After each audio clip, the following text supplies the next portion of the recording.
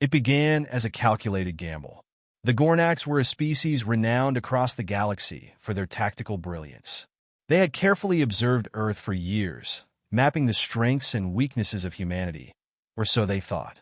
Unlike many species, the Gornax knew the difference between a true threat and mere bravado. Humans, they believed, were a resourceful but reckless species, still new to the galactic community and prone to bursts of defiance rather than strategic insight. The Gornax wanted leverage over the humans. Not territory, not resources, but influence. And they believed they had found the perfect method: children. One silent night, Gornax raiders descended on Earth with precision, abducting children from small towns and isolated communities. They left no trace, a chilling reminder of their tactical prowess. Within hours, a dozen children were taken aboard the Gornax warship Vranic, held in fortified cells as the Gornax awaited humanity's response. They expected surrender, perhaps a frantic negotiation, anything to reclaim their young. But surrender never came. 2 days after the abductions, Earth was eerily silent. The Gornax observed increased military movements, a few space-ready vessels aligning themselves defensively, but no pleas, no cries for negotiation. This silence gnawed at Captain Talon of the Vranic, whose species prized fear as a weapon. Yet here, the prey refused to flinch. As night fell on the third day, the Gornax began noticing disruptions in their systems. Cameras blinked out, random data files went missing, and the once secure holding cells started failing sporadically.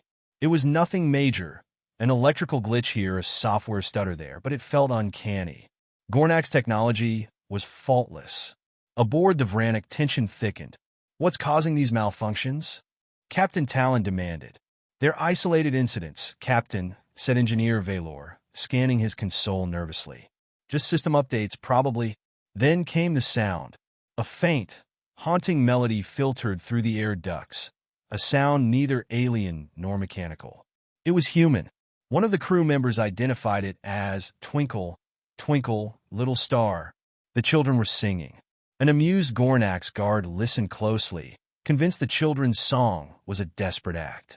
Then, mid-sentence, his expression froze as the lights flickered and his communication unit crackled with static.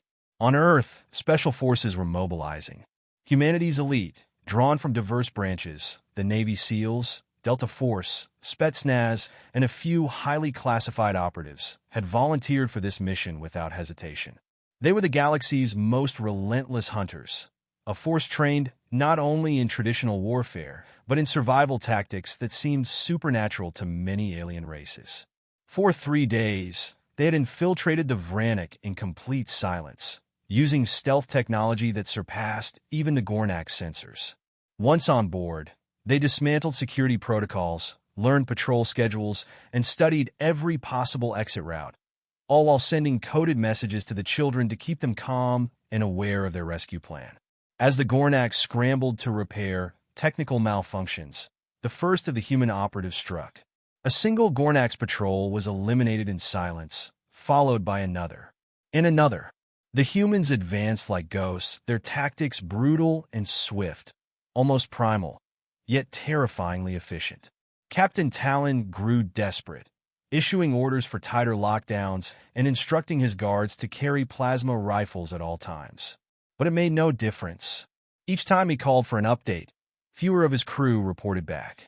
In the holding cell, the children felt an unexpected calm. One of the older boys, a 12-year-old named Marcus, whispered to the others, "Mom and Dad always said if something happens, someone would come for us. They wouldn't leave us behind." His words settled the room, and the children sat together, humming songs that felt like a beacon in the darkness. Suddenly, a familiar figure appeared outside the cell, clad in black, with a visor obscuring his face. He held up a finger to his lips, motioning for silence. Marcus's eyes widened as the figure punched in a code on the door's panel, opening it with a quiet hiss. "You're safe now," the operative whispered. "Everyone, hold on to each other. Stay close to me." Marcus nodded, rallying the younger children as they slipped from the cell and moved through the dimly lit corridors.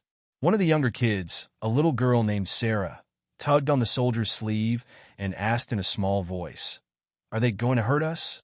"No," he said firmly, "they won't get that chance." As the children were evacuated, the last phase of the plan activated. Several Gornax crew members, horrified by the growing list of casualties, abandoned their posts, fleeing to the escape pods. But their betrayal made no difference. The humans had planned for this too. They quietly intercepted each pod, leaving no trace. At last, Captain Talon found himself alone on the bridge. Every communication line was dead, every security feed empty. He realized, too late, that he had underestimated the humans in a way that no Gornax captain should have. A voice crackled over the bridge intercom. It was human, calm and composed. "Captain Talon, this is your final warning. Surrender, and your life may be spared. Resist, and we will take your ship piece by piece." Talon gritted his mandibles. The arrogance! He was a captain of the Gornax fleet, an apex tactician among the galaxy's most feared species. "I will not be intimidated by primates," he snarled. "Your kind doesn't understand." He never finished. In an instant, the bridge door opened, and several figures entered, their black armor glinting under the dim lights. The leader of the operatives leveled his weapon at Talon. "Human children are off-limits. Consider this a lesson in consequences." As the Vranic was secured and its captives freed, the remaining human operatives left nothing to chance. They took everything of value and erased all traces of their presence, leaving the Gornax vessel as a grim reminder of humanity's fierce protectiveness. They would learn, as so many others had, that there was no greater danger in the galaxy than to threaten a human's loved ones. The Vranic drifted, silent and empty, a ghost ship with a single message scrawled across its central console. Human children are untouchable.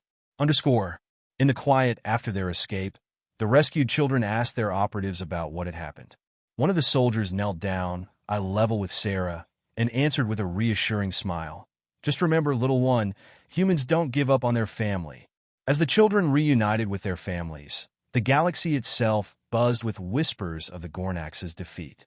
And across the stars, other races took heed. Humanity would forgive much, but never the taking of their young.